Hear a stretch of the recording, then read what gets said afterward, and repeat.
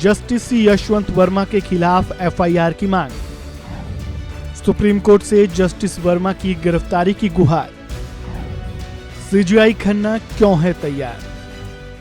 न्याय की कुर्सी कैश कांड में नाम आना, आवास के बाहरी हिस्से में करोड़ों रुपए मिलना पूरे देश को हैरान तो कर ही चुका है।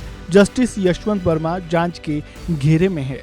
जस्टिस वर्मा पर कभी सीधे या फिर कभी आवरण में हमले किए जा रहे हैं, लेकिन अब जस्टिस वर्मा का ये मामला सुप्रीम कोर्ट के दरवाजे तक पहुंच चुका है। सीजीआई संजीव खन्ना के टेबल तक पहुंच चुका है। सुप्रीम कोर्ट से गुहार लगाई गई है कि जस्टिस वर्मा को गिरफ्तार किया जाए।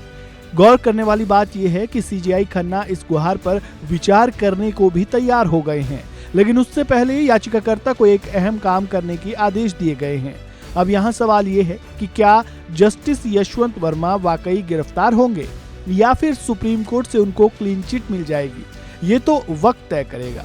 वो वक्त आए उससे पहले ये जान लेते हैं कि आखिर जस्टिस वर्मा का ये केस सुप्रीम कोर्ट तक कैसे पहुंचा है और सीजीआई संजीव खन्ना ने इस पर क्या एक्शन लिया है।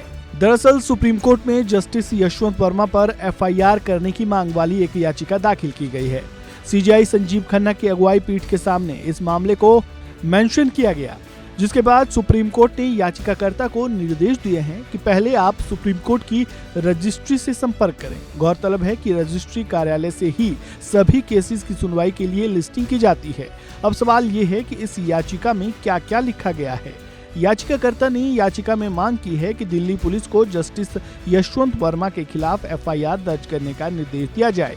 इसकी वजह भी याचिका में बताई गई है।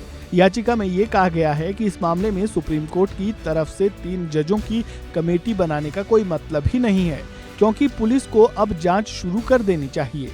याचिका में ये भी मांग की गई है कि अदालतों में हर स्तर पर भ्रष्टाचार रोकने के लिए सरकार को सार्थक कदम उठाने के निर्देश सुप्रीम कोर्ट को देने चाहिए। साथ ही याचिका में न्यायिक मानक और जवाबदेही विधेयक 2010 को फिर से लागू करने की भी मांग की गई है।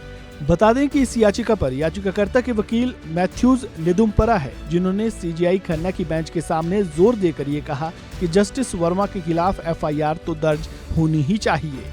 याचिकाकर्ता के वकील की पूरी बात को सुनने के बाद सीजीआई खन्ना ने ये तो कहा ही कि पहले आप केस को लिस्टेड कराने के लिए रजिस्ट्री से संपर्क करें। साथ ही वकील नेदुम्परा से ये भी कहा कि इस मामले में आप कोई भी पब्लिक स्टेटमेंट ना दें। हालांकि वकील नेदुम्परा ने सुप्रीम कोर्ट की तारीफ भी की और कहा कि जले नोटों की तस्वीरें जारी कर सुप्रीम कोर्ट ने उत्तम काम किया है। अब इस मामले में सुप्रीम कोर्ट का रजिस्ट्री कार्यालय इस केस को रजिस्टर कब तक करता है, उसके बाद सुप्रीम कोर्ट में इस मामले की सुनवाई शुरू हो जाएगी। आपको क्या लगता है, जस्टिस यशवंत वर्मा के खिलाफ एफआईआर दर्ज होनी चाहिए या नहीं? कमेंट बॉक्स में जरूर लिखें। इस खबर में बस इतना ही। बाकी अपडेट्स के लिए जुड़े रहें वन इंडिया हिंदी के साथ। धन्यवाद।